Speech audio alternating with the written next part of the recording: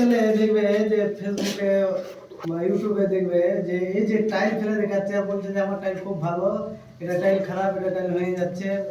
তো ওরা ফেলার একটা টেকনিক থাকে, ওটা কিছুই না, যতই কম দামি টাইল থাকুক, সব থেকে যদি কম দামি থাকে তবুও টাইল ফেললে হবে না, ফেলার একটা কারণ থাকে। হ্যাঁ, তো এখানে যেহেতু লেভেল জায়গাতে স্মুথলি লেভেল আছে, এখানে যদি সব থেকে কম দামে ফেলি তবুও হবে না। আর যদি ঠিকঠাক জায়গা না থাকে তবে একটু ভালো কোয়ালিটিরগুলো ফেললে গেলেও ভেঙে যাবে।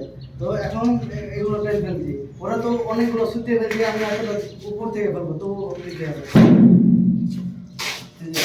এভাবে যেহেতু আছে স্মুথলি আছে ওই জন্য এটা কিছু হলো না।